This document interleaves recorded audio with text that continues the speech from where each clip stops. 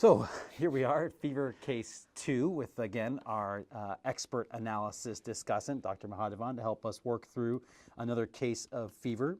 So without further ado, we'll go ahead and learn about this patient.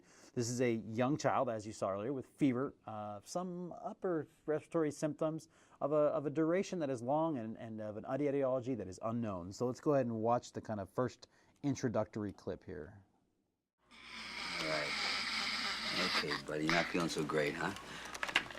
What's his temperature? 103. Okay, Carter, it's a good place for you to start. Why don't you come get me and present your findings? No problem. I'm gonna listen to your chest. Okay, take a deep breath for me. Okay, so just an introductory clip about this patient. In this clip, we see this child appears to have a fever of unknown source. And as we learn in a moment, the patient seems to have been sick for about a week, a longer than usual duration for fever to persist. What broad differential diagnostic domains must be considered? I mean, I think we all kind of just finished discussing, meningitis, so we're kind of used to infections. So what are things we have to consider when the source is unknown and the fever is prolonged? Infections. So you want to continue to think about infections. Sometimes it can present atypically with a little bit longer duration of fever. So infection always stays in the differential diagnosis. The things to think about are the typical viral illnesses of childhood, things like group A strep, Rocky Mountain spotted fever, leptospirosis, and then other things that you would be concerned about in a patient with a prolonged fever. Things like cancers, like lymphoma, things like juvenile arthritis,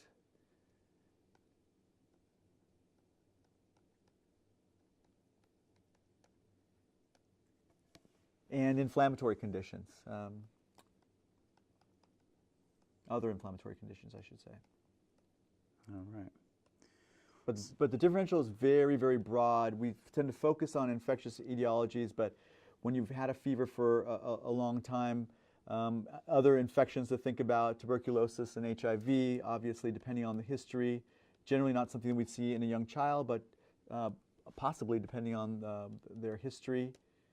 And yeah, those are some of the things. But it could be a page-long differential diagnosis. Sure. It's really tough. Sure. So it sounds like the general domains of things we have to consider would be infection, as we've kind of all discussed, and then second to that, malignancy. Certainly, it sounds like some cancers can present as kind of a prolonged fever. Sure. And then inflammatory conditions such as juvenile rheumatoid arthritis or lupus or other kind of inflammatory conditions of childhood. Things that we might not normally consider, but that are important in components of the differential diagnosis in this patient. Absolutely. Good. Right. Moving right along. So that's your diagnosis, that the kid has the flu. Viral syndrome. I prescribed fever control measures and fluids. He's got rash, conjunctivitis, swollen glands. How long has he had the fever? His mom said about a week. Fever of unknown origin for 7 days. Did I miss something? What color's his tongue? Pink? Not strawberry? Maybe. I'm not sure. Did you notice his chapped lips? Okay.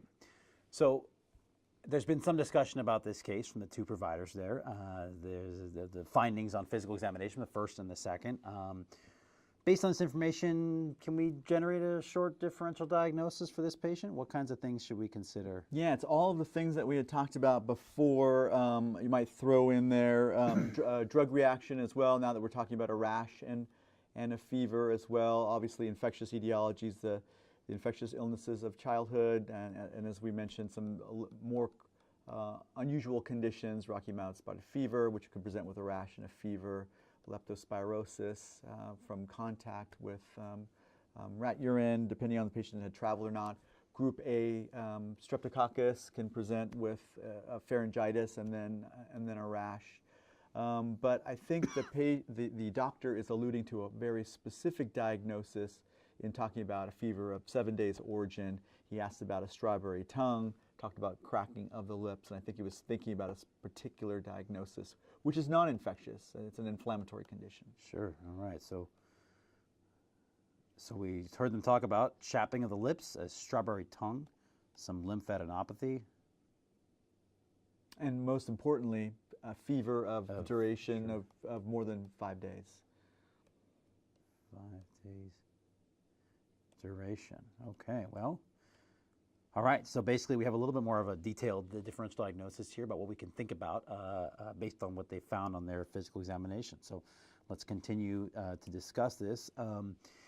You know, as they talk, it sounds like the second provider, the younger of the two, did somewhat of a cursory examination and had been very kind of willing to call this a viral upper respiratory infection. Certainly the child appeared to be quite well when in the short clip that we saw.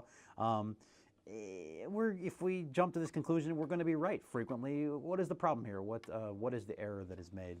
The error, unfortunately, is treating every febrile illness like a viral syndrome, and it's very easy. A lot of times you're going to be right, but again, the astute senior clinician was listening for specific clues that were atypical for typical viral exanthem, and those included a prolonged duration of fever. It was 7 days.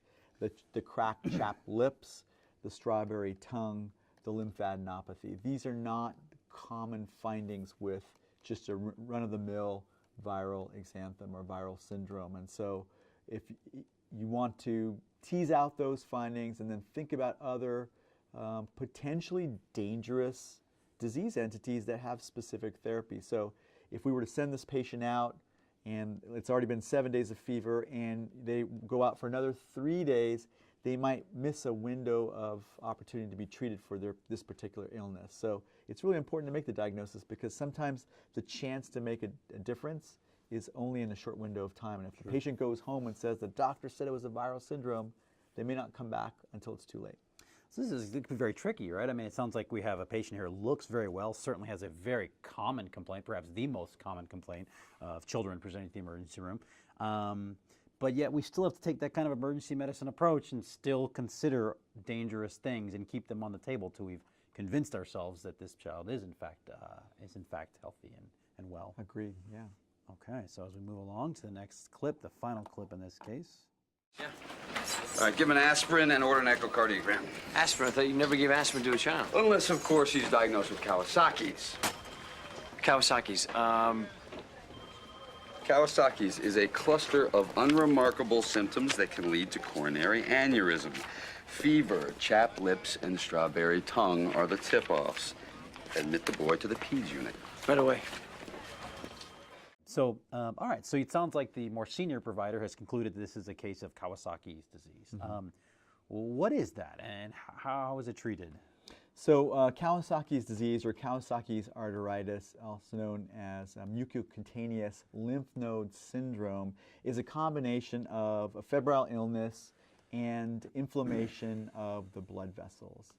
And it potentially could be life-threatening in children. And how is it treated? It is treated, as mentioned by the doctor, it's treated with something that we never give to kids. It's treated with aspirin and intravenous immune globulin, or IVIG. That is the therapy that's used for when we're suspecting or when we know the patient has Kawasaki's disease. Got it. It sounds like there was some mention of a cardiac echo as well. What was the role of that in this case? The reason to give the aspirin and IVIG, the aspirin being an anti-inflammatory, is to try and reduce inflammation and try and prevent the formation of coronary artery aneurysms, which can occur in these patients. And with therapy with both aspirin and IVIG, that the chance of developing a coronary artery aneurysm is reduced 5-fold from not getting any therapy at all. And so the reason for the cardiac ultrasound would be to try and identify and see if the patient had already developed some of these coronary artery aneurysms, which would place them at risk for an acute coronary syndrome or myocardial infarction. Okay, so got it. So it sounds like Kawasaki's disease, as was considered in this case, is a combination of febrile illness as well as vascular inflammation, and it's treated with aspirin, intravenous immunoglobulin, and a cardiac ultrasound can be helpful in determining if the patient's already suffered one of the dire consequences of this diagnosis, cardiac vascular aneurysm. Okay. Absolutely. Good. All right. So moving along to our last question, it seemed to be very important that this patient was not simply discharged with a diagnosis of the flu or viral infection, and that the diagnosis of Kawasaki's was made. Why is this important? Why is it important that we actually keep this diagnosis in mind when we actually see a patient with fever? Yeah, as I mentioned, so this patient had a fever for 7 days. Let's say we said, you know, you've got a viral illness, take some fluids and some antipyretics and see your doctor in 3 days. Well, beyond 10 days, the chance of the IVIG and the aspirin having a positive therapeutic benefit goes down dramatically. And so it's really important to get to these patients and treat them within 10 days of the onset of their illness. So that would be one reason. And the other is there is a specific therapy. For many viral illnesses, it's supportive care. But in this particular instance, we have something that we can actually do that can actually reduce morbidity and mortality. And so that's why it's really important to institute it. How do we differentiate between Kawasaki's and a simple febrile illness? There are specific criteria which I can go over very, very quickly. The first is you need to have a fever, and you need to have a fever for more than or greater than or equal to 5 days. That's criteria number one. And then you need to have at least 4 of the 5 following criteria, and I'll list them very briefly. One would be any signs of conjunctivitis or conjunctival injection. The next would be cervical lymphadenopathy. The next would be any erythema or findings within the oropharynx. So that could include cracked lips, strawberry tongue, or pharyngeal erythema. The next finding would be something like a rash that can take many shapes or many forms. So polymorphic rash. And then finally, extremity findings, which include edema of the hands or feet or erythema of the palms or soles. And eventually, this can lead to desquamation in these areas. And in fact, my patient had all of these classic signs, and I chose to ignore them because I was so focused on just making the diagnosis of viral syndrome that I ignored all these things that were staring me in the face. Well, it sounds like you have company. I mean, I think it's the diagnosis. Yeah, certainly in the clip, the initial provider did kind of also missing the same thing. diagnoses, I've had company many times. Well, I'm sure it's something that we all kind of get in the habit of doing. You know, there's the tunnel vision that we all kind of fall victim to as well. When you see a patient, you see their chief complaint is fever. You have automatically in your brain, you're already thinking of them as a certain diagnosis, and then you tend to kind of exclude new pieces of information as they come along that might challenge that initial conclusion that you came up to. So very important. So it sounds like it's important to differentiate between Kawasaki's and a simple febrile illness because there's specific therapy, and missing this diagnosis can lead to really harmful outcomes. This cardiac aneurysm formation. And then the specific criteria necessary to make the diagnosis of Kawasaki's, it sounds like includes some kind of conjunctival findings, eye findings, cervical lymphadenopathy, something in the oropharynx, as well as a cutaneous rash, and then extremity findings. So it's very helpful information, something I think we'll all try to keep in mind as we see very commonly febrile patients in the emergency room. Very important. So that concludes the discussion of our second case, the case of Kawasaki's arteritis. I hope this discussion has been helpful. Thank you very much for listening. Until next time. Thank you.